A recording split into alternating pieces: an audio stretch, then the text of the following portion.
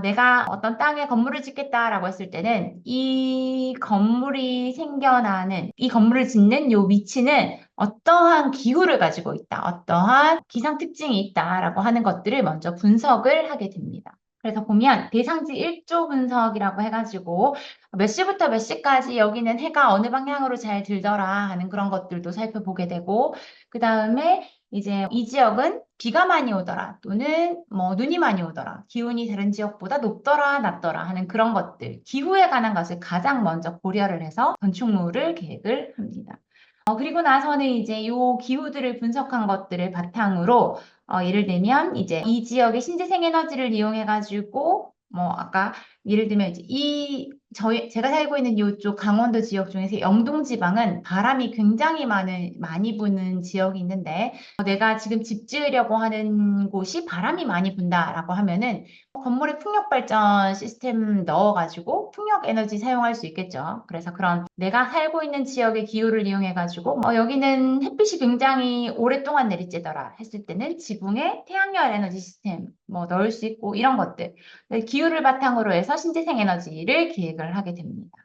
그리고 이제 뭐 어떤 특히 일사량이랑 일조 최적률을 위한 외피 시스템, 요거는 우리가 이 패시브 하우스라고 들어봤는지 모르겠는데 태양광도 굉장히 중요하다라고 했잖아요. 그죠? 그런데 겨울에는 태양광이 좀 많이 들어오면 좋겠고 복사열도 많았으면 좋겠고 한데, 여름에는 건물 내부로 빛이 너무 많이 내리쬐면 덥잖아요. 그래서 이런 것들을 조절할 수 있는 창호 계획에 관련된 것이 패시브 디자인, 패시브 하우스라고 얘기를 하는데, 그래서 여기 이제 외피에 이런 것들, 뭐 여기 태양열이 막 내리쬐을 때는 여기에서 이제 빛을 차단하거나 아니면 또 겨울에는 이 빛이 흡수되거나 하는 이런 것들을 외피에다가 이제 이렇게 적용한 것이 패시브 하우스이고, 또 친환경 건축물의 요소 중에 하나 뭐 이렇게 이제 디자인되기도 하고, 기후를 이용한 다양한 신재생 에너지나 외피 같은 것들도 있고, 그리고 이 외에 에너지의 어떤 효율 성능을 분석해가지고 그 뭐 사람이 없는 시간이라던가 아니면은 에너지를 만들어낼 수 있는 시간,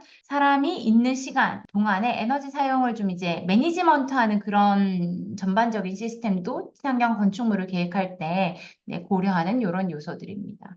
그래서 이제 기후가 가장 이제 그 기후 정보가 가장 기본이 되어서 이제 친환경 건축물을 짓게 되고, 이렇게 이제 여러분한테 뭐 막연하게 설명을 했는데 구체적인 사례를 보면은 더 쉽게 이해가 될 것 같아서 싱가포르에 있는 친환경 건축물의 사례를 보면서 기후변화와 친환경 건축물에 대한 이런 내용을 보도록 하겠습니다. 지금 딱 보이는 건물은 싱가포르에 있는 마리나 베이 샌즈 건물이고요. 아시는 분은 아시겠지만 요거는 우리나라의 쌍용건설이 지은 건축물입니다. 그래서 굉장히 특징이 되는 것은 이 가장 상부층에 있는 배 모양의 수영장이 특징인 건축물이고요.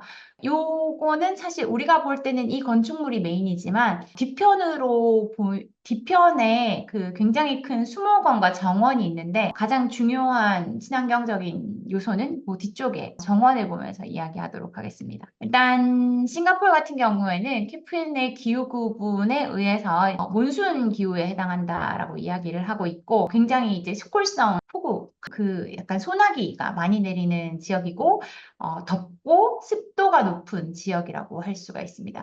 덥고 습도도 높은데 일시적으로 한 번씩 비가 뭐 예기치 않게 뭐 이렇게 잘 내리는 그런 기후라고 생각을 하면 되고요. 그래서 싱가포르는 지도상에 뭐 이렇게 표현이 되는데 아주 습도가 높은 지역이라고 볼 수가 있고, 그리고 여기는 이제 뭐 우기와 건기가 뚜렷하고 뭐 이제 이러한 기후적인 특성이 있습니다. 뭐 일일 평균 기온은 26.8도이고 연평균 기온 31.4도 등등등 이런 정보가 있습니다. 지금 보이는 건물은 아까 얘기한 것처럼 이제 마리나 베이 샌즈라는 이제 호텔 건물인데, 이 건물도 친환경 건축물이라고 이야기를 하거든요.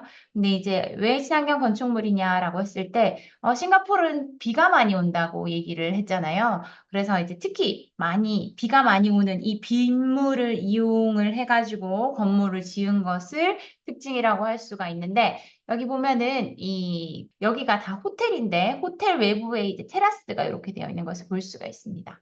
그런데 이 테라스가 곡면의 형태를 띠고 있는데, 이제 비가 많이 오게 되면은 건물이 매우 더울 때 빗물을 이용해서 건물의 온도를 낮출 수 있는 이런 특징이 있거든요. 그래서 이제 빗물이 이 배관 등을 지금 배관은 여러분이 보기에 잘 보이지 않겠지만, 배관을 통해서 건물의 온도를 내려주는 그런 역할을 할 수 있도록 이제 건물 계획이 되었고, 그리고 외부에 이제 식물들을 많이 심어놨는데, 식물은 알겠지만 여러분 이산화탄소를 흡수하고 산소를 발생시키는 역할을 합니다. 그래서 이제 테라스에 이런 식물들을 이제 자연적으로 잘 자라날 수 있게 이렇게 태양이나 빗물을 이용할 수 있는 이런 이제 외관 디자인을 해놓은 것을 볼 수가 있고요.